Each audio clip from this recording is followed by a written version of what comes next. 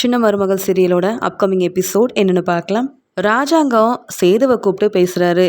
கண்மணியோட வாழ்க்கை எப்படி அமைய போகுதோன்னு ரொம்ப மனசு வேதனையோடு இருந்த சேது. ஆனால் இப்போ ஈஸ்வரியால் ஒரு நல்ல வரம் தேடி வந்திருக்கு. கோயிலுக்கு போகும்போது இங்கே நம்ம கண்மணியை மாப்பிள்ளையும் வீட்டில் உள்ளவங்களும் பார்த்துருப்பாங்க போல். நம்ம வீட்டுக்கு கண்மணி மருமகளாக வரணும்னு ஆசைப்பட்டிருக்காங்க. அதனால் ஈஸ்வரி மூலமாக இதெல்லாம் நான் தெரிஞ்சுக்கிட்டேன். கண்மணியை பொண்ணு பார்க்கறதுக்காக மாப்பிள்ளை வீட்டில் உள்ளவங்க எல்லாரும் வராங்க. அதை நீ தான் எல்லா ஏற்பாடையுமே செய்யணும். கண்மணியோட வாழ்க்கை நல்லா அமையணும்னு நினைக்கிறேன். மாப்பிள்ளையும் இங்கே கண்மணியை பார்த்துட்டு பிடிச்சிருக்குன்னு சொல்லி கண்மணியும் கல்யாணத்துக்கு சம்மதம் சொல்லிட்டா உடனடியாக கல்யாணத்தை ஏற்பாடு செய்யலான்னு நான் நினைக்கிறேன் செய்து. அதை பற்றி உங்ககிட்ட பேசலாமேன்னு தான் வர சொன்னேன் அப்படின்னு பேச, இதை கேட்ட சன்னாசியும், அண்ணே அதான் ஈஸ்வரி சொல்லியிருக்கால, அவங்க பார்க்க வரட்டும்னே, ஈஸ்வரியோட சொந்தக்காரங்க கிட்ட பேசி பார்ப்போம். உண்மையாகவே அவங்க முழு மனசோட கண்மணியை ஏற்றுக்கிறதா இருந்தா கண்டிப்பாக நீங்கள் சொன்ன மாதிரி எம்பிட்டு செலவானாலும் பரவாயில்லன்னு ஆடம்பரமாக எல்லாரும் முன்னாடியும் நம்ம கண்மணிக்கு நல்லபடியாக கல்யாணத்தை செஞ்சு வச்சுருவோம். நீங்கள் கவலைப்படாமல் இருங்கண்ணே அப்படின்னு சொல்ல, இதெல்லாம் கேட்டுட்ருக்க ஈஸ்வரிக்கு ரொம்ப சந்தோஷமாக இருக்குது. மாப்பிள்ளை வீட்டில் உள்ளவங்க இந்த ராஜாங்கத்தோட சொத்துக்காகவே கண்மணியை பிடிக்கும்னு தான் சொல்ல போகிறாங்க. கல்யாண ஏற்பாடெல்லாம் நடந்ததுக்கப்புறமா எப்படியும் கண்டிப்பாக கண்மணிக்கு அதை செய்கிறேன் இதை செய்கிறேன்னு பெரிய காரெல்லாம் வாங்கி கொடுப்பாங்க. கேட்டதை விட அதிக நகையெல்லாம் கொடுப்பாங்கல்ல. நமக்கும் அதன் மூலமாக பெரிய லாபம் இருக்குன்னு தானே இப்படி ஒரு ஏற்பாடை நான் செஞ்சிட்ருக்கேன். கண்மணியோட வாழ்க்கை மேலே அக்கறையோடையா நான் இப்படி செய்கிறேன்? இல்லவே இல்லை. நல்லபடியாக இந்த கல்யாணம் நடக்கணும். நான் நினச்சது மட்டும்தான் இந்த வீட்டில் நடக்கணும் அப்படின்னு ஈஸ்வரி சந்தோஷத்தில் இருக்க, இது எல்லாத்தையும் பார்த்துட்ருக்க சாவித்திரி சொல்கிறாங்க, பாத்தியா தாமரை, என் அண்ணன் என் பேச்சை கேட்காம அந்த ஈஸ்வரியோட சொந்தக்காரங்களை எப்படியாவது இங்கே கண்மணிக்கு அந்த பையனை கல்யாணம் பண்ணி வைக்கணும்னு நினைக்கிறாங்களே, இதை எப்படி நான் நடக்க விடுவேன்? முதல்ல அவங்க யாருன்னு கேட்டு தெரிஞ்சுக்கணும். எதுக்காக ஈஸ்வரி இப்படியெல்லாம் செய்கிறான்னு புரிஞ்சுக்கணும். அதெல்லாத்தையும் என் அண்ணன்கிட்ட சொல்லி கொடுக்கணும். அப்போ தான் இந்த ஈஸ்வரி இந்த வீட்டில் உள்ள சொத்துக்காக தான் இதெல்லாம் செய்கிறான்னு தெரிய வரும். ஈஸ்வரி நினைக்கிறத நடக்க விடக்கூடாது, சும்மா விடக்கூடாது. நான் பார்க்குற மாப்பிள்ளைய தான் இந்த கண்மணி கல்யாணம் பண்ணிக்கணும். என் சொந்தக்காரங்களை யாரையாவது கல்யாணம் பண்ணிக்கிட்டா தானே எனக்கு அதன் மூலமாக பெரிய லாபம் கிடைக்கும் அப்படின்னு சாவித்திரியும் நினச்சிட்ருக்காங்க. இதை கேட்ட அப்பத்தா ரொம்ப சந்தோஷப்படுறாங்க. பரவாயில்ல ராஜாங்கம், நம்ம கண்மணியோட நல்ல மனசுக்கு ஏற்ற மாதிரியே நம்ம குடும்பத்துக்கு நல்ல ஒரு வரம் தேடி வந்திருக்கு. நமக்கு பணம் முக்கியம் இல்லை, அவங்க பெரிய சொத்தோடு இருக்கணுன்றதெல்லாம் நமக்கு ஒரு எதிர்பார்ப்பே கிடையாது. நம்ம பொண்ணை அவங்க நல்லா பார்த்துக்கணும். கண்மணியோட குணத்தை புரிஞ்சுக்கிட்டு அந்த மாப்பிள்ளையும் கண்மணியை ஏற்றுக்கிட்டாருன்னா அதை விட பெரிய சந்தோஷம் ஒன்றும் இல்லை. அவங்க எதிர்பார்த்ததை விடையும் அவங்களுக்கு நிறையா கொடுக்க நாம் தான் தயாராக இருக்கோமேன்னு சொல்ல, ஆமாம்மா, என் பொண்ணுக்காக நான் என்ன வேணாலும் செய்வேன். கண்மணிக்காக அங்கே இங்கேன்னு மாப்பிள்ளையெல்லாம் தேடி எப்படியும் அந்த கல்யாணம் நடக்காதுன்னு தெரிஞ்சுக்கிட்டு எவ்வளோ மனசு வேதனையோடு இருந்தோம் தெரியுமா? மோகனாவும் இதையே நினச்சி யோசனை பண்ணிகிட்ருப்பா. ஆனால் இன்றைக்கி ஈஸ்வரியால் அவங்களே தேடி பொண்ணு கேட்டிருக்காங்கன்னா கேட்க ரொம்ப சந்தோஷமாக இருக்குது. கண்மணியை பற்றி அவங்களுக்கு தெரிஞ்சிருக்கும்ல அப்படின்னு சொல்ல, ஆமாம் ராஜாங்கம், எல்லாம் நல்லபடியாக நடக்கும். சேது, நீயும் தமிழ்செல்வியும் ஒன்றா நின்று இந்த கல்யாணத்தை நடத்தி வைக்கணும்னு நான் ஆசைப்பட்றேன்.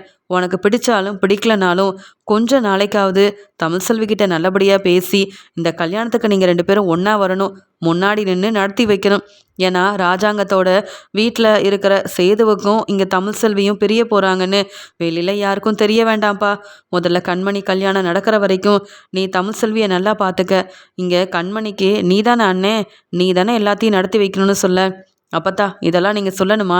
கண்மணி கல்யாணத்தை எப்படி நடத்த போகிறேன்னு மட்டும் பாருங்களேன்.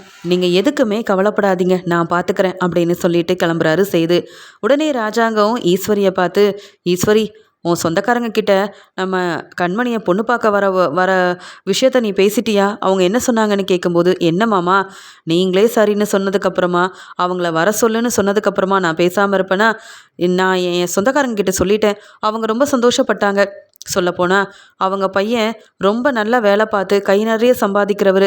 நம்ம கண்மணியை மாப்பிள்ளைக்கு பிடிச்சிருக்குன்னா அந்த பையன் நம்ம வீட்டுக்கு மாப்பிள்ளையாக வர நாம் தான் கொடுத்து வச்சுருக்கணும். எனக்கு ரொம்ப சந்தோஷமாக இருக்குது மாமா அப்படின்னு சொல்ல, நான் நினச்சது எல்லாம் நல்லபடியாக நடக்கணும்.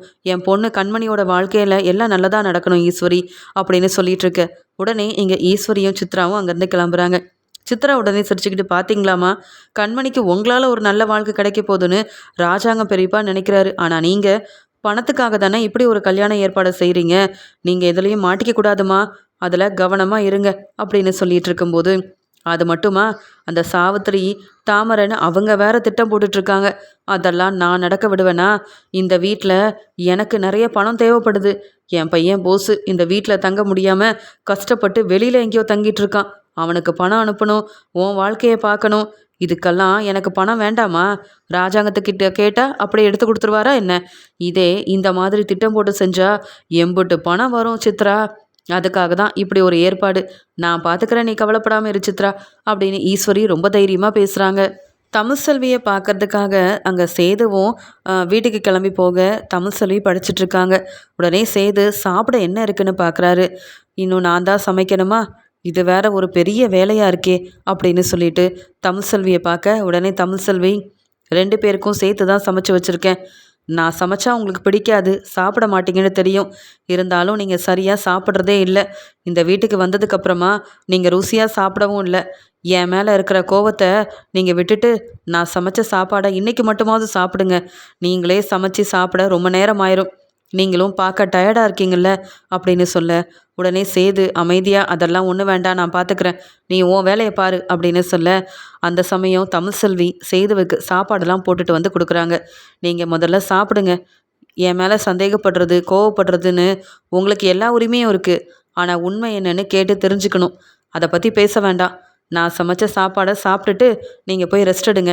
உங்கள் மேலே உள்ள பாசத்துலேயும் அக்கறையிலையும் உங்களுக்காக நான் சமைச்சு வைக்கல. 2 நாளாக சரியாக சாப்பிடலன்னு நீங்கள் தானே சொல்லிட்டு இருந்தீங்க. அது மட்டும் இல்லை, இந்த வீட்டுக்கு வந்ததுக்கப்புறமா நீங்களே சமைச்சு சாப்பிட்றீங்க. நீங்களே உங்கள் வேலையை பார்த்துக்கிறீங்க.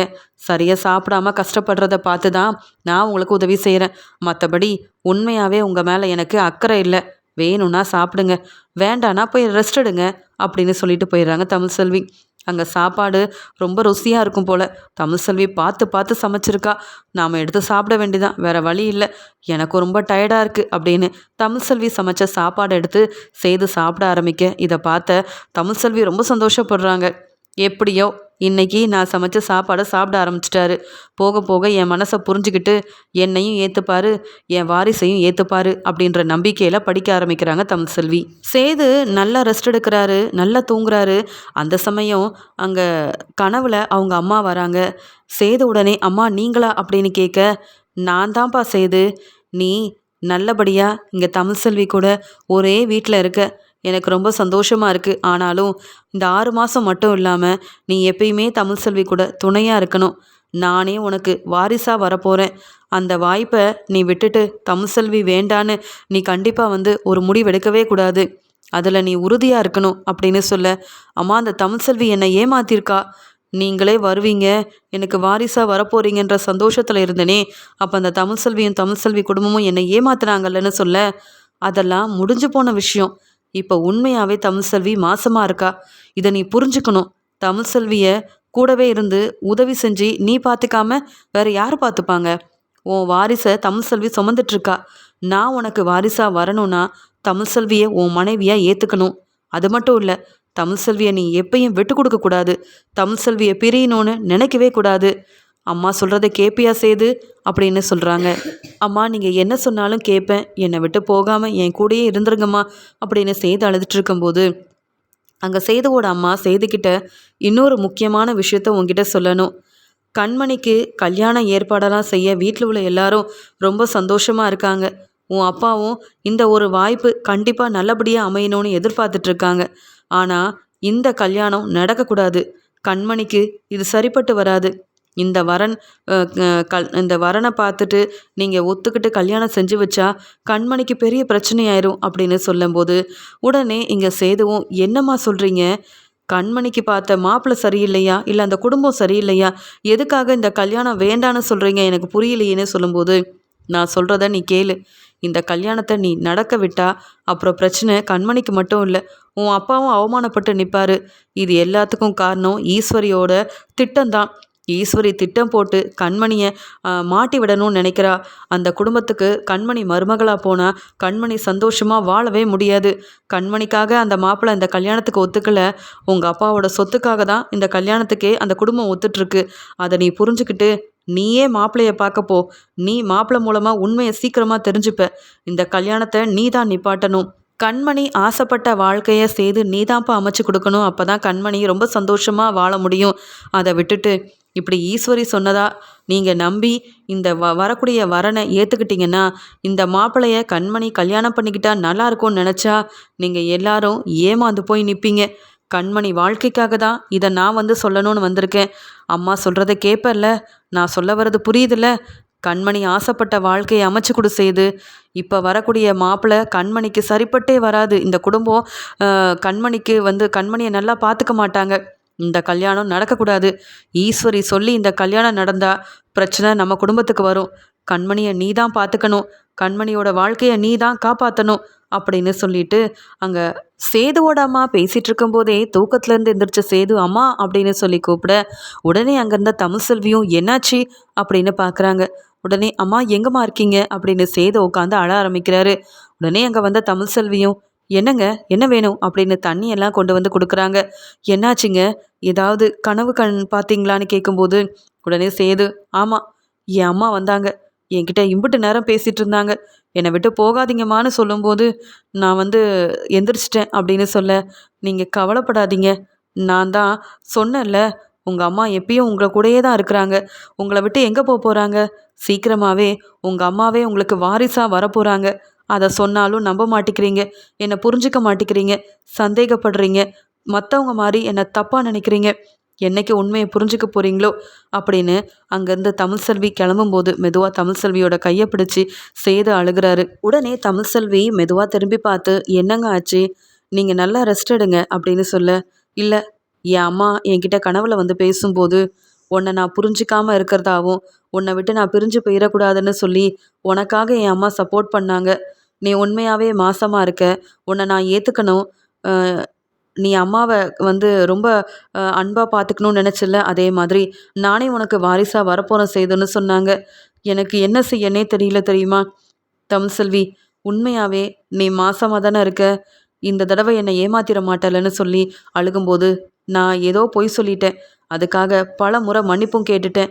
இன்னும் என்னை நம்பாமல் இருந்தால் நான் என்னங்க செய்ய முடியும், எப்படி இந்த உண்மையை நிரூபிக்க முடியும், என் கூட நீங்கள் ஹாஸ்பிட்டலுக்கு வாங்க, டாக்டர் மூலமாக நான் கண்டிப்பாக இந்த உண்மையை நிரூபிக்கிறேன் அப்படின்னு சொல்லி கேட்கும்போது சரி இப்போ நீங்கள் ரெஸ்ட் எடுங்கன்னு சொல்ல, தமிழ்செல்வி இன்னொரு விஷயம் அப்படின்னு சொல்லும்போது நான் கண்மணியோட கல்யாண விஷயத்தை பற்றி பேசணுமா அப்படின்னு கேட்க, ஆமாம், இப்போ ஈஸ்வரி சின்னம்மா வந்து மாப்பிள்ளை பார்த்துருக்காங்க, அவங்க குடும்பம் நல்ல குடும்பம், கண்மணியை நல்லா பார்த்துப்பாங்க அப்படின்லாம் பேசி கல்யாண ஏற்பாடு செய்யணும், பொண்ணு பார்க்கறதுக்காக அவங்க வராங்கன்னு எல்லா ஏற்பாடையும் செய்ய சொன்னாங்க. ஆனால் என் அம்மா கனவுல வந்து இந்த கல்யாணம் நடந்தால் குடும்பத்தில் பெரிய பிரச்சனை வரும், கண்மணியோட வாழ்க்கை சரிப்பட்டு வராது, கண்மணியோட வாழ்க்கைக்காக நீ தான் இந்த கல்யாணத்தை நிப்பாட்டணும், அந்த மாப்பிள்ளையும் அந்த குடும்பமும் அவ்வளோ நல்லவங்களே இல்லைன்னு என்னென்னமோ சொல்கிறாங்க. எப்படி இதெல்லாம் நான் வந்து எடுத்துக்கிறது, எப்படி இதை அப்பா கிட்ட சொல்கிறதுன்னு ஒன்றுமே புரியல அப்படின்ற மாதிரி சொல்ல, அப்போ தான் தமிழ்செல்வி யோசிக்கிறாங்க, கண்மணி ஆறுமுகத்தை விரும்பிட்டுருக்காங்க, அப்புறம் எப்படி இந்த கல்யாணம் நடக்கும்னு அத்தை சொல்லுவாங்க, அதெல்லாம் தெரிஞ்சுக்கிட்டு தான் அத்தை வந்து இப்படி பேசியிருக்காங்க போல், இந்த சேது அதை புரிஞ்சுக்கணும், நாம் எதுவும் சொல்லி அங்கே கண்மணிக்கும் இந்த ஆறுமுகத்துக்கும் எந்த பிரச்சனையும் வந்துடக்கூடாது அப்படின்னு தமிழ்செல்வி அமைதியாகவே இருக்க, உடனே உங்கள் அம்மா வேற என்ன சொன்னாங்கன்னு கேட்க, இங்கே கண்மணி ஆசைப்பட்ட வாழ்க்கையை தான் நீ அமைச்சு கொடுக்கணும், இப்படி தேடி வர சம்மந்தம் ரொம்ப நல்லவங்கன்னு நம்பி இந்த கல்யாணத்தை நீ நடத்தி வைக்கக்கூடாது, நடத்த விடவும் கூடாது அப்படின்னு சொன்னாங்க. ஆனால் கண்மணி யாரையாவது விரும்புகிறாளா, எங்கள் அம்மா ஏன் இப்படி சொன்னாங்கன்னு எனக்கு ஒன்றுமே புரியல, கண்மணிக்கிட்ட போய் பேசுகிறதா என்ன செய்கிறதுன்னு தெரியலையே அப்படின்னு சொல்ல, உடனே தமிழ்செல்வி சொல்கிறாங்க, உங்களுக்கு உண்மை தெரியணும் அவ்வளவுதானே, கண்மணியை மாப்பிள்ளையும் அவங்க வீட்டில் உள்ளவங்களும் வந்து பொண்ணு பார்த்துட்டு போகட்டும், அவங்க என்ன பேசுகிறாங்க எப்படி பேசுகிறாங்கன்னு பார்த்து தெரிஞ்சுக்கோங்க, அதுக்கப்புறம் மாப்பிள்ளையை பற்றி எல்லா இடத்துலையும் விசாரிச்சு பாருங்க, இல்லை மாப்பிள்ளைகிட்டேயே விசாரித்து உண்மை என்னன்னு கண்டுபிடிங்க, அவங்க உண்மையாகவே கண்மணியை விரும்பி தான் கல்யாணம் பண்ணிக்க போகிறாங்களா, இல்லை பணத்துக்காகவும் சொத்துக்காகவும் இப்படிலாம் நடித்து ஏமாத்துறாங்களான்னு நீங்கள் கண்டுபிடிங்க. ஈஸ்வரியை பற்றி உங்களுக்கு நல்லா தெரியும், என்கிட்ட ஒரு மாதிரி பேசுவாங்க, உங்ககிட்ட வேறு மாதிரி பேசுவாங்க, ஈஸ்வரியை நம்பி இந்த கண்மணிக்கு இப்படி ஒரு கல்யாண ஏற்பாடு செய்கிறது தப்பு அப்படின்னு நீங்கள் புரிஞ்சுக்கணுன்னு தான் உங்கள் கனவில் உங்கள் அம்மா வந்து பேசியிருக்காங்க. எனக்கு என்னவோ அப்படி தான் தோணுது. நீங்கள் முதல்ல அந்த மாப்பிள்ளை வீட்டில் உள்ளவங்கக்கிட்ட யாரோ மாதிரி போய் பேசுங்க, நீங்கள் தான் கண்மணியோட அண்ணன்னு தெரியாத மாதிரி போய் பேசுங்க, அதுக்கப்புறமா பார்ப்போம், உண்மை என்னன்னு தெரிஞ்சுக்கிட்டு அந்த வீட்டுக்கு கண்மணி மருமகளா போகணுமா வேண்டாமா, இல்லை ஈஸ்வரியோட திட்டத்தில் இதுவும் ஒன்றான்னு கண்டுபிடிச்சி அப்படி ஏதாவது ஈஸ்வரியால் பிரச்சனை கண்மணிக்கு வரும்னு தெரிஞ்சா அந்த மாப்பிள்ளை வீட்டுக்காரங்களை மட்டும் இல்லை, உங்கள் சின்னம்மா ஈஸ்வரியவும் நீங்கள் சும்மா விடவே கூடாது. புரியுதுல்ல? இதை நான் சொல்லலை, கனவுல வந்த உங்கள் அம்மா தான் சொல்லியிருக்காங்க. தெளிவாக யோசிச்சு கண்மணிக்கு எது நல்லதுன்னு நீங்கள் தான் ஒரு நல்ல முடிவாக எடுக்கணும் சேது அப்படின்னு தமிழ்செல்வி சொல்லிட்டு போகிறாங்க. இதை கேட்ட சேது யோசிக்கிறாரு. தமிழ்செல்வி சொல்கிறது சரிதான். கண்மணியோட வாழ்க்கையில் கண்மணி முடிவெடுக்காமல் எதுவுமே நடக்கக்கூடாது. கண்மணிக்கு என்ன பிடிச்சிருக்கு என்ன பிடிக்கலன்னு முதல்ல தெரிஞ்சுக்கணும். கண்மணி மனசில் வேறு யாரும் இருக்காங்களா, இல்லை இந்த கல்யாணத்துக்கு கண்மணி சம்மதம் சொல்கிறாளான்னு தெரிஞ்சுக்கிட்டு அதுக்கப்புறமா கல்யாண ஏற்பாடை செய்யலாம். முதல்ல மாப்பிள்ளை வீட்டில் உள்ளவங்க வரட்டும், கண்மணியை பார்க்கட்டும், பேசட்டும், அதுக்கப்புறமா ஒரு நல்ல முடிவாக எடுக்கணும். ஆனால் எங்கள் அம்மா சொன்ன மாதிரி இந்த கல்யாணத்தில் கண்மணிக்கு விருப்பம் இல்லைன்னா இந்த கல்யாணம் நடக்கவே கூடாதுன்னு சேது முடிவெடுக்கிறாரு. இதில் ஈஸ்வரி வசமாக மாட்டிக்கணும் அப்படின்ற மாதிரி தமிழ்செல்வி நினைக்கிறாங்க. ஏன்னா ஈஸ்வரியால் எவ்வளவோ பிரச்சனை வந்திருக்கு. ஆனால் இதுவுமே ஈஸ்வரியோட திட்டத்தில் ஒன்றா தான் இருக்கும்னு தமிழ்செல்வி சந்தேகப்பட்டதால் ஈஸ்வரி மேலே தப்பு இருந்தால் அவங்க கண்டிப்பாக மாட்டிக்கணும்னு நினைக்கிறாங்க தமிழ்செல்வி. கண்மணிக்கு அவங்களுக்கு மாப்பிள்ளை பார்க்குறது கல்யாண ஏற்பாடெல்லாம் செய்கிறாங்கன்றது தெரிய வருது. உடனே ஆறுமுகத்தை கூப்பிட்டு பேசுகிறாங்க. ஆறுமுகம், இப்போ என் வீட்டில் எனக்காக மாப்பிள்ளை பார்க்குறாங்க. என்ன பிடிச்சு போய் ஒரு குடும்பத்தில் உள்ளவங்க பொண்ணு பார்க்க வேற வராங்களாம். அவங்களுக்கு நான் என்ன பதில் சொல்கிறது? பேசாமல் நீயும் நானும் எங்கேயாவது கிளம்பி போயிடலாம். நீ என்னை கல்யாணம் பண்ணிக்க. அப்புறம் என் அப்பா கிட்ட வந்து மன்னிப்பு கேட்டால் கண்டிப்பாக ஒத்துப்பாங்க. நான் இல்லாமல் என் அப்பா கண்டிப்பாக வந்து கஷ்டப்படுவார்.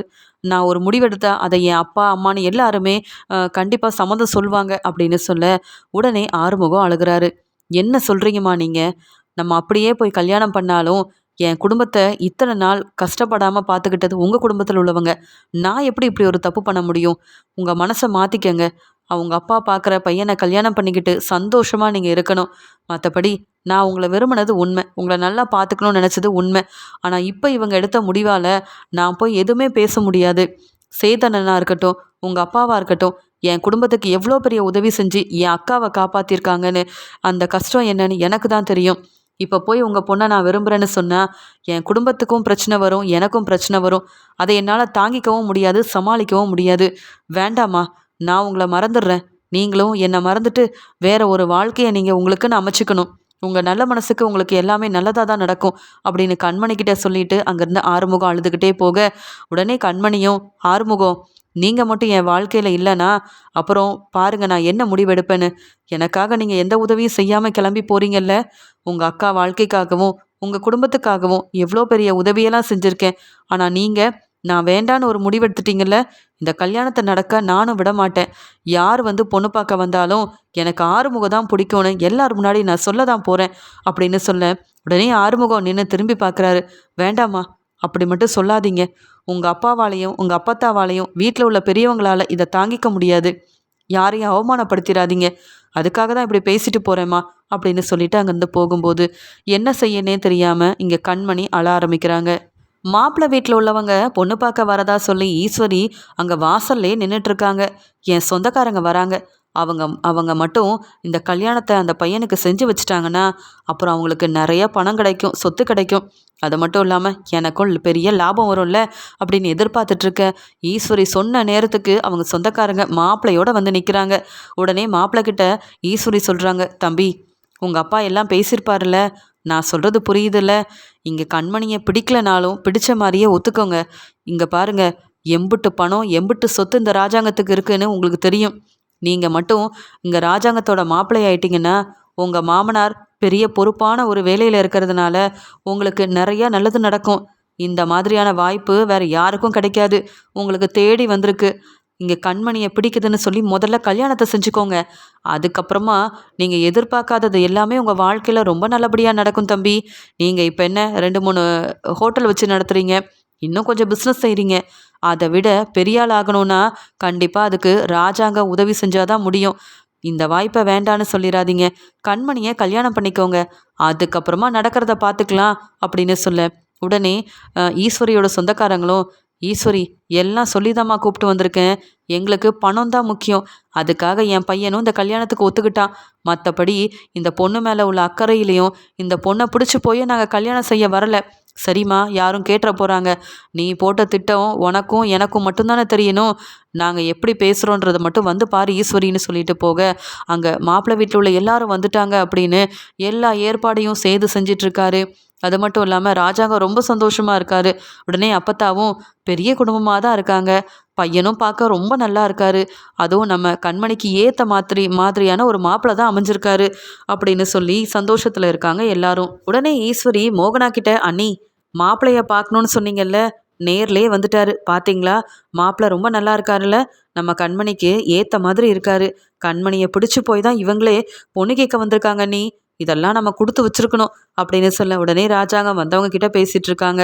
மாப்பிள்ளை என்ன செய்கிறாரு, அவர் எவ்வளோ படிச்சிருக்காரு எல்லாமே கேட்குறாங்க. உடனே மாப்பிள்ளையோட அப்பாவும், ஐயா உங்களை விட நாங்கள் வசதியில் ஒன்றும் பெரியவங்கெல்லாம் கிடையாது. ஆனால் உங்கள் பொண்ணை என் பையனுக்கு ரொம்ப பிடிச்சிருக்கு. கோயிலில் பார்த்துருப்பான் போல. கல்யாணம் பண்ணால் கண்மணியை தான் கல்யாணம் பண்ணிப்பேன்னு சொல்ல, என்ன இருந்தாலும் நீங்கள் பெரியவங்க, உங்கள் கிட்ட வந்து இப்படி பொண்ணு கேட்க வரலாமான்ற ஒரு பயத்தில் அமைதியாக இருந்தோம். ஈஸ்வரி மூலமாக எங்களுக்கு ஒரு நல்ல வாய்ப்பு கிடச்சிது. நீங்கள் என்ன சொல்கிறீங்கன்னு கேட்க, எங்களுக்கும் ரொம்ப சந்தோஷம். நீங்கள் ரொம்ப நல்ல குடும்பமாக இருக்கீங்க. எங்கள் கிட்டேருந்து எதையுமே நீங்கள் எதிர்பார்க்கல. ஆனால் என் பொண்ணு கண்மணிக்கு செய்ய வேண்டியதை நான் கண்டிப்பாக செய்வேன். என் பொண்ணை பற்றி உங்களுக்கு தெரியும், நல்லா படிச்சிருக்கா. ஆனால் என்ன செய்ய, அவளுக்கு நல்ல மனசு இருக்குது, மற்றவங்களுக்கு உதவி செய்யணுன்ற எண்ணம் இருக்குது. ஆனால் அவள் இப்படி இருக்கிறதுனால நிறைய வந்து மாப்பிள்ளை தேடி போய் நாங்கள் ரொம்ப கஷ்டப்பட்டுட்டோம். ஆனால் நீங்கள் தேடி வந்து பொண்ணு கேட்க வந்திருக்கிறீங்களே, அதை பார்க்க ரொம்ப சந்தோஷமாக இருக்குது. மாப்பிள்ளை, என் பொண்ணு கண்மணியை பிடிச்சிருக்குல்ல, உண்மையாக தானே நீங்கள் வந்து இந்த கல்யாணத்துக்கு ஒத்துக்கிட்டீங்க, வேறு எந்த பிரச்சனையும் உங்களுக்கு இல்லைல்ல அப்படின்னு கேட்க, ஆமாங்க, உண்மையாகவே எனக்கு கண்மணியை பிடிக்கும் அப்படின்னு சொல்ல, கண்மணி கண் கலங்கி அழுதுகிட்டே ஒரு பக்கம் ஆறுமுகத்தை பார்க்குறாங்க, இன்னொரு பக்கம் ராஜாங்கத்தை பார்த்துக்கிட்டு வந்த எல்லாருக்குமே கண்மணி மெதுவாக காஃபி கொண்டு வந்து கொடுக்குறாங்க. உடனே ஈஸ்வரி, கண்மணி இவர்தான் மாப்பிள்ளை, உன்னை விரும்பி உன்னை கல்யாணம் பண்ணணும்னு ஆசைப்பட்டு பொண்ணு கேட்டு வந்திருக்காங்க. இப்படி ஒரு வரன் கிடைக்க நீ கொடுத்து வச்சிருக்கணும். இந்த மாப்பிள்ளை மாதிரி உனக்கு அமைய நீ ரொம்ப வந்து கொடுத்து வச்சிருக்கணும். மாப்பிள்ளையை பார்த்துக்கம்மா அப்படின்னு சொல்ல, கண்மணி தலை குனிஞ்சு அமைதியாக அழுதுகிட்டே அங்கேருந்து போகிறாங்க. உடனே ராஜாங்கமும், என் பொண்ணு ரொம்ப நல்ல பொண்ணு, மற்றவங்களுக்கு உதவி செய்யணுன்னா அவளுக்கு அவ்வளோ பிடிக்கும். எப்பயுமே கோயிலுக்கு போகிறதெல்லாம் இங்கே கண்மணியோட ஒரு வழக்கம்தான் அப்படின்னு சொல்ல, பரவாயில்ல, இனி கல்யாண ஏற்பாடை பற்றி பேசலாமே அப்படின்னு சொல்லும்போது, உடனே சேது சொல்கிறாங்க, உங்களுக்கு பொண்ணை பிடிச்சிருக்குல்ல, எங்களுக்கும் மாப்பிள்ளையை பிடிச்சிருக்கு. ஆனால் நாங்கள் வீட்டில் எல்லாருக்கிட்டேயும் பேசிட்டு ஒரு முடிவெடுத்துட்டு நானே வந்து பேசுகிறேனே அப்படின்னு சேது சொல்ல, உடனே சன்னாசியும், என்னப்பா சேது, 2 குடும்பமும் பேசி ஒரு முடிவு எடுத்துட வேண்டியதானே இப்போவேன்னு கேட்க, உடனே இங்கே சேது சொல்கிறாரு, அப்பா நான் சொல்கிறதுல ஏதாவது ஒரு காரணம் இருக்கும்ப்பா, புரிஞ்சுக்கோங்கப்பா. நம்ம நம்ம வந்து கண்மணிக்கிட்டேயும் கேட்டுப்போம்ப்பா. அதுக்கப்புறமா ஒரு நல்ல முடிவாக நம்ம சொல்லி எல்லா ஏற்பாடையும் செய்யலாம். இப்போ வந்தவங்க கிட்ட பெருசாக கல்யாணத்தை பற்றி பேச வேண்டாம்ப்பா, நீங்கள் பேசி அனுப்பிடுங்களேன் அப்படின்னு சேது அவங்க கனவுல வந்து பேசின தன்னுடைய அம்மாவுக்காக இப்படியெல்லாம் பேசுகிறாரு. உடனே ராஜாங்கம், சேது எதுவுமே காரணம் இல்லாமல் இப்படி பேச மாட்டான், ஏதாவது ஒரு காரணம் இருக்கும் சேது சொல்கிறதுலையும். அதனால் சரி, நம்ம மாப்பிள்ளை வீட்டில் உள்ளவங்கக்கிட்ட பேசிட்டு அனுப்புவோம். அதுக்கப்புறமா ஒரு நல்ல நாளாக பார்த்து நம்ம கல்யாண ஏற்பாடை பற்றி பேசலாமே அப்படின்னு சொல்லிட்டு, எங்களுக்கு மாப்பிள்ளைய ரொம்ப பிடிச்சிருக்கு, எங்கள் பொண்ணுக்கிட்டேயும் பேசிட்டு மற்ற பெரியவங்கக்கிட்டலாம் பேசிட்டு நாங்களே உங்கள் வீடு தேடி வந்து என்ன ஏதுன்றதை பேசுகிறோம். சீக்கிரமாக கல்யாண ஏற்பாடு செய்கிறத பற்றி நாங்கள் பேச வரோம் அப்படின்னு சொல்ல, அங்கே மாப்பிள்ளை வீட்டில் உள்ளவங்களுக்கு ரொம்ப சந்தோஷம். எவ்வளோ பெரிய ஒரு பொறுப்பான வேலையில் இருக்காரு ராஜாங்கம், அவரோட சம்மந்தியாக போகிறோம். எம்பிட்ட சொத்து கிடைக்க போது என் பையனுக்கு, எனக்கு இப்படி ஒரு வாய்ப்பு கிடைக்கணும், அதுவும் ஈஸ்வரியால் கிடைக்கணும் எதிர்பார்க்கவே இல்லைன்னு அங்கேருந்து சிரித்து சந்தோஷமாக கிளம்பி போகிறாங்க மாப்பிள்ளை வீட்டில் உள்ள எல்லாரும். ஆனால் இங்கே அமைதியாக தன்னுடைய ரூமில் உட்காந்து அழுதுட்டுருக்குறாங்க கண்மணி. அங்கே சேது கண்மணியை பார்க்க போக, கண்மணி உன்கிட்ட பேசணும்னு வந்தேன், ஏம்மா ஏன் அழுதுட்ருக்கன்னு கேட்க, அண்ணே நீயாவது என்ன ஏதுன்னு என்கிட்ட கேட்க வந்தியே, அது வரைக்கும் சந்தோஷம். இந்த கல்யாணம் எனக்கு வேணாம், எனக்கு பிடிக்கல. நீ எனக்கு ஏற்ற மாதிரி மாப்பிள்ளைய பார்ப்பீங்கன்னு தெரியும், ஆனால் என் மனசில் என்ன இருக்குன்னு யாருமே கேட்டு தெரிஞ்சுக்கலல்ல. எப்பயுமே உனக்கு என்ன வேணும்னு பார்த்து பார்த்து செய்கிற நீங்கள் கல்யாண விஷயத்தில் மட்டும் ஏன்னா என்னை யாருமே எதுவும் கேட்கலன்னு அழுகிறாங்க. என்ன பிரச்சனை உனக்கு? உனக்கு அப்பா எது செஞ்சாலும் நல்லதுக்குன்னு தானே நீ நினப்ப, ஆனால் ஏன் இப்போ கல்யாணத்தை பற்றி பேசினா அழுகிற? நீ யாரையாவது யோசிச்சு வச்சிருக்கிறியா? யாரையாவது கல்யாணம் பண்ணிக்கணும்னு முடிவெடுத்துருக்கிறியா? எதுவாக இருந்தாலும் என்கிட்ட சொல்லு அப்படின்னு சொல்ல, உடனே கண்மணி அழுதுகிட்டே, எனக்கு இந்த கல்யாணத்தில் விருப்பம் இல்லை, இப்போ எனக்கு கல்யாணமே வேண்டாம், நான் நிம்மதியாக உங்கள் கூடவே இருக்கிறேனே, கோயிலுக்கு போகிறது வீட்டில் இருக்கிறதுன்னு உங்ககிட்ட பேசி சந்தோஷமாக இருக்கணும்னு நினைக்கிறேன். இந்த கல்யாணத்தை நீ தானே நிப்பாட்டணும்னு சொல்லும்போது அப்போ தான் சேதுக்கு ஞாபகம் வருது. அவங்க அம்மா கனவுல வந்து பேசின எல்லாமே ஞாபகம் வருது. அம்மாவும் இப்படி தான் சொன்னாங்க. கண்மணி மனசில் என்ன இருக்குன்னு கேட்டு தெரிஞ்சுக்கணும். கண்மணி நினைக்கிறது தான் நடக்கணும்னு. இந்த கல்யாணம் நடக்கக்கூடாது சேதுன்னு அம்மா சொன்ன மாதிரியே கண்மணியும் சொல்கிறானா? அப்போ இந்த கல்யாணத்தில் பிரச்சனை இருக்குது. மாப்பிள்ளை வீட்டில் உள்ளவங்க ஏதோ உண்மையை மறைக்கிறாங்களா? இல்லை என்ன விஷயம்னு தெரியல. நாளைக்கே மாப்பிள்ளை ஊருக்கு போகணும். அங்கே போய் என்ன ஏதுன்னு கேட்டு தெரிஞ்சுக்கணும் அப்படின்னு சொல்லிட்டு சேது நினைக்கிறாரு. அதே மாதிரி சேது இங்கே ஆறுமுகத்தை கூட்டிகிட்டு மாப்பிள்ளை எந்த ஊருன்னு கேட்டு தெரிஞ்சுக்கிட்டு அங்கே போக மாப்பிள்ளைய பார்க்குறாங்க. ஆனால் மாப்பிள்ளை அவரோட ஃப்ரெண்டு கூட உட்காந்து நல்லா ட்ரிங்க்ஸ் பண்ணுறாரு. தேவையில்லாத எல்லா வேலையும் செஞ்சிட்ருக்காரு. அதெல்லாம் பார்த்துட்டு ஆறுமுகம், அண்ணே இவர் தானே மாப்பிள்ளை, உங்கள் தங்கச்சி கண்மணிக்கு இவர் தானே பார்த்துருக்கீங்க அப்படின்னு சொன்னேன். ஆமாம், வந்து பேசும்போது ரொம்ப நல்லவராக பேசினாரு. ஆனால் என்ன இப்படிப்பட்டவராக இருக்காங்க? அது மட்டுமா, நல்லா ட்ரிங்க்ஸ் பண்ணிவிட்டு அவரோட ஃப்ரெண்ட்ஸ் கிட்டலாம் பேசிகிட்டு இருக்காங்க. நேற்று அந்த ராஜாங்க வீட்டில் போய் அவரோட பொண்ணு கண்மணியை பொண்ணு பார்த்துட்டு வந்தேன். எனக்கு அந்த பொண்ணை கொஞ்சம் கூட பிடிக்கல. என்ன, அந்த வீட்டில் உள்ள ஈஸ்வரி சொல்லி தான் வேண்டாம், பிடிக்காம அந்த கல்யாணத்துக்கு நான் சம்மதம் சொல்லிட்டு போனேன் அப்படின்னு சொல்ல, அங்கே உள்ளவங்களும் அப்படி என்ன பிரச்சனைன்ட்டு நீ பிடிக்காத கல்யாணத்தை செஞ்சுக்கணும்னு நினைக்கிறேன்னு கேட்க, எல்லாத்துக்கும் காரணம் ராஜாங்கத்தோட பணமும் சொத்தும் தான். நான் மட்டும் அந்த கண்மணியை கல்யாணம் பண்ணிக்கிட்டா கண்மணிக்கு வர வேண்டிய பணம் எல்லாம் எனக்கு வரும்ல, அந்த ஆசையில் தான் ஒத்துக்கிட்டேன். மற்றபடி அந்த கண்மணியை நல்லா பார்த்துக்கணும், அவளை வந்து நல்லா அக்கறையோடு பார்த்துக்கணுன்ற எண்ணம்லாம் எனக்கு இல்லவே இல்லை. கண்மணியோட சொத்து பணம் எனக்கு வந்ததுக்கப்புறமா அவள் கூட வாழ மாட்டேன்னு சொல்லி மறுபடியும் அவள் வீட்டுக்கே அனுப்பி வச்சுருவேன். சொல்லப்போனால் எனக்கு வேறு வாழ்க்கையை நான் அமைச்சிப்பேன். இதெல்லாம் என் அப்பா சொல்லி தான் நான் செஞ்சிட்ருக்கேன். இதெல்லாமே அந்த ஈஸ்வரியோட திட்டம். அவங்களுக்கும் இதன் மூலமாக ஒரு லாபம் கிடைக்குன்றதுக்காக தன்னுடைய சொந்தக்கார பொண்ணுன்னு கூட பார்க்காம அந்த கண்மணியோட வாழ்க்கை மேலே அக்கறை இல்லாமல் எங்ககிட்ட இப்படி ஒரு திட்டத்தை சொல்ல நாங்களும் ஒத்துக்கிட்டோம் அப்படின்னு ஈஸ்வரி செஞ்ச தப்பு எல்லாத்தையும் நல்லா ட்ரிங்க்ஸ் பண்ணிவிட்டு அவரோட ஃப்ரெண்டுங்க கூட உட்காந்து பேசிகிட்டு இருக்காரு கண்மணியை பார்க்க வந்த மாப்பிள்ளை. இதெல்லாம் பார்த்த உடனே இங்கே சேது ஆறுமுகம்னு 2 பேருமே பேரதிர்ச்சியோடு நிற்கிறாங்க. உடனே சேது, அப்போவே நினச்சேன், சந்தேகத்தோடு தான் இந்த மாப்பிள்ளை கிட்ட பேசலான்னு வந்தேன். ஆனால் மாப்பிள்ளை அவரோட ஃப்ரெண்டு கிட்ட பேசின எல்லாத்தையும் கேட்டு தெரிஞ்சுக்கிட்டேன். இப்படி ஒரு மாப்பிள்ளைய கண்மணி கல்யாணம் பண்ணிக்கவே கூடாது. உடனே போய் என் அப்பா கிட்ட நடந்த எல்லாத்தையும் சொல்வேன். எல்லா பிரச்சனைக்கும் காரணம் அந்த ஈஸ்வரி தானே. ஒரே வீட்டில் எல்லாரும் ஒத்துமையாக இருக்கணும்னு ஏன் அப்பா நினைக்கிறாங்க. ஆனாலும் அவங்களுக்கு கொஞ்சம் பணம் கிடைக்கணும், பணத்து மேலே உள்ள ஆசையிலையும் பொறாமையிலையும் எப்படிலாம் அந்த ஈஸ்வரி திட்டம் போட்டிருக்காங்க. அவங்க சொந்தக்காரங்களை வர வச்சு கண்மணியை கல்யாணம் பண்ணி அனுப்பிடணும். அதன் மூலமாக இவங்களுக்கு லாபம் கிடைக்கணும். கண்மணி வாழ்க்கையில் எம்பிட்டு பிரச்சனை வந்தாலும் பரவாயில்ல நினச்சா சும்மா விட்டுருவேனா? நல்ல வேலை கண்மணியை போய் பார்த்தேன், அவன் மனசில் என்ன இருக்குன்றதை தெரிஞ்சுக்கிட்டேன் அப்படின்னு சொல்ல உடனே ஆறுமுகம் திருன்னு முழிக்கிறாங்க. அண்ணே என்ன சொல்கிறீங்கன்னு கேட்க, அது வேற ஒன்றும் இல்லை, கண்மணிக்கு இந்த கல்யாணத்தில் விருப்பம் இல்லைன்னு என்கிட்ட சொல்லி அழுதா. இந்த கல்யாணம் நடக்கக்கூடாதுன்னே, உங்கள் கூடயே நான் இருந்துடுறேன்னு சொன்னான். இப்போ எனக்கு கல்யாணம் நடக்க வேண்டான்னு சொன்ன ஆறுமுகம். மற்றபடி பெருசாக அந்த கண்மணி எதுவும் சொல்லலை. ஆனால் இப்படிப்பட்ட மாப்பிள்ளைக்கு கண்மணியை கொடுக்க நான் விருப்பப்படவும் இல்லை, இந்த கல்யாணத்தை நடக்க நான் விடவும் மாட்டேன் அப்படின்னு உண்மையை தெரிஞ்சுக்கிட்டு உடனே வீட்டுக்கு கிளம்பி போகிறாரு சேது. சேதுவும் ஆறுமுகமும் வரதை பார்த்த உடனே அங்கே சன்னாசி அப்பத்தானி எல்லாரும், சேது எங்கப்பா போயிட்டு வரேன்னு கேட்கும்போது, உண்மையை தெரிஞ்சுக்கிட்டு வரேன், முதல்ல அந்த ஈஸ்வரி எங்கே அப்படின்னு கேட்க உடனே சன்னாசியும், என்னாச்சுப்பா சேதுன்னு கேட்கும்போது, என்னென்னு சொல்கிறது சித்தப்பா, எல்லாரும் இந்த வீட்டில் உள்ளவங்கள நல்லா பார்த்துக்கணும்னு நினைக்கிறோம். ஏன் என் அப்பா யாருக்காவது ஏதாவது செய்யாமல் விட்டுருக்காரா? இந்த குடும்பத்தில் உள்ள எல்லாரையும் ஒன்றா தானே பார்க்குறாரு. ஆனால் எங்கள் சின்னம்மா மட்டும் ஏன் இப்படி செஞ்சாங்க? சொந்தக்காரங்கன்னு யாரையோ கூப்பிட்டு வந்தாங்கல்ல பொண்ணு பார்க்குறதுக்கு, இந்த கண்மணியை பொண்ணு பார்க்குறதுக்கு, அவங்க எல்லாரும் நல்லவங்களே இல்லை. கண்மணியை அந்த மாப்பிள்ளை கல்யாணம் பண்ணிக்க ஒத்துக்கிட்டதுக்கு காரணம் அப்பாவோட சொத்து பணம் இது மட்டும்தான். கண்மணி மேலே அவருக்கு விருப்பமும் இல்லை, அக்கறையும் இல்லை, பாசமும் இல்லை. எப்படி அந்த மாப்பிள்ளைக்கு கண்மணியை கல்யாணம் பண்ணி கொடுக்கறது? இந்த கல்யாணம் நடக்காது அப்படின்னு சேது சொல்கிறாரு. உடனே ராஜாங்கம், என்ன சேது சொல்கிற, நீ சொல்கிறது எல்லாமே உண்மையான்னு கேட்கும்போது, ஆமாப்பா நானும் ஆறுமுகமும் மாப்பிள்ளை கிட்ட பேசலாம், மாப்பிள்ளையை பற்றி கேட்டு தெரிஞ்சுக்கலான்னு அவங்க ஊருக்கு கிளம்பி போனோம். அப்போ தான் மாப்பிள்ளையை பார்த்தேன். அவர் நல்லா ட்ரிங்க்ஸ் பண்ணிட்டு உட்காந்துருந்தாரு. அவர் ஃப்ரெண்டுங்க கிட்டலாம் பேசிகிட்டு இருந்தார். என்ன ஏதுன்னு கேட்கலான்னு நினைக்கும்போது அவர் பேசுனதெல்லாம் கேட்டுட்டு நான் ரொம்பவே பேரதிர்ச்சியோடு நின்றுட்டு இருந்தேன். சொல்ல ஆறுமுகம்னு சொல்ல, ஆமாங்க ஐயா, நானும் சேதண்ணன் கூட போயிருந்தேன். மாப்பிள்ளை நம்ம சொத்துக்காக ஆசைப்பட்டு கண்மணியை கல்யாணம் பண்ணிக்கணும்னு விரும்புகிறாரு. அதுக்கப்புறமா கல்யாணம் முடிஞ்சதுக்கப்புறம் கண்மணியை நம்ம வீட்டுக்கே அனுப்பிடுவாராம். இந்த சொத்து பணம் கிடைச்ச உடனே கண்மணி கூட வாழ மாட்டேன்னு சொல்லிடுவாராம். அவருக்குன்னு ஒரு வாழ்க்கையை அமைச்சுப்பாராம்.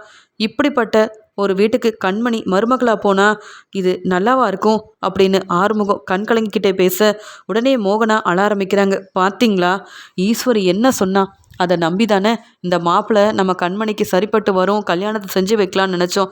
ஈஸ்வரி என்னது இதெல்லாம், நீயும் திட்டம் போட்டிருக்கியா அப்படின்னு கேட்க தலை குனிஞ்சு நிற்கிறாங்க ஈஸ்வரி. இருந்த கோவத்தில் எல்லாரும் முன்னாடியும் செய்து ஈஸ்வரியை பலார் பலார்னு வெளுத்து வாங்குறாரு. இப்படி நீங்கள் செய்வீங்கன்னு எதிர்பார்க்கல. கண்மணியை பற்றி தெரிஞ்சிருந்தும் அவள் வாழ்க்கையில் எப்படி நீங்கள் பிரச்சனை செய்யலான்னு நினைப்பீங்க அப்படின்னு கேட்க, இல்லை செய்து அப்படின்னு சொல்லும்போதே பேசாதீங்க. நீங்கள் சொல்கிற எல்லாத்தையும் நம்பி நானும் தமிழ்செல்வியெல்லாம் சந்தேகப்பட்டேன். ஆனால் இப்போ தான் உங்களுடைய உண்மையான குணம் என்னன்னு எனக்கு தெரிய வருது. நீங்கள் அந்த மாப்பிள்ளைகிட்டையும் மாப்பிள்ளையோட அப்பா கிட்டேயும் பேசி இங்கே என் அப்பா கிட்ட இருந்து சொத்து பணம்னு எல்லாத்தையும் வாங்கலாம்னு நினச்சிருக்கீங்க. அதன் மூலமாக உங்களுக்கு பணம் கிடைக்கும், லாபம் கிடைக்கும்னு இப்படி ஒரு கல்யாண ஏற்பாடை செஞ்சுருக்கிறீங்களே. இதே சித்ராவுக்குன்னா இப்படிலாம் செஞ்சுருப்பீங்களா? உங்கள் பொண்ணு உங்கள் பையன் போஸ் நல்லா இருக்கணும், மற்றவங்கள பற்றி நீங்கள் பெருசாக நினைக்க மாட்டீங்க, உங்களுக்கு அவ்வளோதான் எங்கள் மேலே இருக்கிற அக்கறை இல்லை அப்படின்னு சொல்லும்போது உடனே ஈஸ்வரி தலை குனிஞ்சு நிற்கிறாங்க. போஸு, நீ என்னை தப்பாக புரிஞ்சுக்கிட்டேன்னு சொல்ல. ஆமாம், இப்போ தான் நான் உங்களை சரியாக புரிஞ்சுருக்கேன். இனி கண்மணிக்கு மாப்பிள்ளை பார்க்குறேன்னு ஏதாவது பேசுனீங்க அப்புறம் அவ்வளவுதான் அப்படின்னு சொல்லும்போது உடனே ராஜாங்க சொல்கிறாரு, போதும் ஈஸ்வரி, இதுக்கு மேலே நீ இந்த வீட்டில் இருக்கணும்னா எங்கள் விஷயத்தில் நீ தலையிட வேண்டாம். உன்னை நம்பி நாங்கள் ரொம்ப ஏமாந்துட்டோம். உனக்கு பணம் வேணும், என் சொத்து தான் வேணும்னா என்கிட்ட கேட்டிருக்கணும். அதை விட்டுட்டு என் பொண்ணு வாழ்க்கையில் பிரச்சனை செய்யணும்னு நினச்ச உன்னெல்லாம் நான் சும்மா விட மாட்டேன் அப்படின்னு ரொம்பவே கோவத்தில் ராஜாங்க வெளுத்து வாங்குறாரு ஈஸ்வரியை. சேது மூலமாக உண்மையை எல்லாருக்குமே தெரிய வருது. இங்கே ரொம்ப கோவத்தில் இருந்த அப்பத்தா மட்டும் இல்லாமல் மோகனாவும் இங்கே ஈஸ்வரியை கேள்வி கேட்டு திட்டுறாங்க. அவமானப்பட்டு தலை குனிஞ்சு நிற்கிற ஈஸ்வரி சித்ரா கிட்ட சொல்கிறாங்க, நான் ஒன்று நினச்சா இந்த சேது மூலமாக உண்மையை தெரிஞ்சுக்கிட்டு இங்கே நான் அவமானப்பட்டு நிற்கிறேன். அது மட்டுமா, இவங்க எல்லாரும் கோவத்தில் என்னை வீட்டை விட்டு வெளியில் அனுப்பிடக்கூடாது, அது மட்டும்தான் எனக்கு இப்போ முக்கியம் அப்படின்னு ஈஸ்வரி கண் கலங்கி நிற்கிறாங்க. இந்த கல்யாணம் மட்டும் நல்லபடியாக நடந்திருந்தா நான் எதிர்பார்த்த மாதிரியே நிறைய பணம் கிடச்சிருக்கும். அதுக்குள்ளே இந்த சேது உண்மையை கண்டுபிடிச்சிட்டானே, இந்த கல்யாணமும் நடக்காது போலையே அப்படின்னு எல்லாரும் முன்னாடியும் இங்கே ஈஸ்வரி அவமானப்பட்டு தலை குனிஞ்சு நிற்கிறாங்க. ஒரு பக்கம் சேது, இன்னொரு பக்கம் மோகனா, அப்பத்தா, ராஜாங்கன்னு எல்லாரும் ஈஸ்வரியை வெளுத்து வாங்குறாங்க. இதுக்கு மேலே இந்த வீட்டில் இந்த கண்மணிக்கு கல்யாணத்தை பற்றி நம்ம பேசவே கூடாது அப்படின்னு தலை குனிஞ்சு நிற்கிறாங்க ஈஸ்வரி. நல்ல வேலை சேது மூலமாக இப்போயாவது உண்மை தெரிஞ்சது. இல்லைனா மாப்பிள்ளை வீட்டில் உள்ள எல்லாரும் ரொம்ப நல்லவங்கன்னு கண்மணிக்கு இந்த கல்யாணத்தை செஞ்சு வச்சுருந்தா என் பொண்ணோட நிலைமை என்ன ஆயிருக்குமோ தெரியல. ஈஸ்வரியை நம்பி இப்படி ஏமாந்துட்டேனே அப்படின்னு ராஜாங்க ரொம்பவே கோவத்துலையும் இருக்காரு. தன்னுடைய பொண்ணு கண்மணியை நினச்சி ரொம்பவே மனசு வேதனைப்படுறாரு. அப்போ தான் சேது நினைக்கிறாரு, நல்ல வேலை என் அம்மா என் கனவுல வந்து சொன்னது எல்லாமே உண்மை. எப்படியோ கண்மணியோட கல்யாணத்தை நடக்க விடாமல் செஞ்சுட்டேன். இப்போ கண்மணி சந்தோஷமாக இருப்பா அப்படின்ற மாதிரி சேது ரொம்பவே சந்தோஷத்தில் இருக்காரு.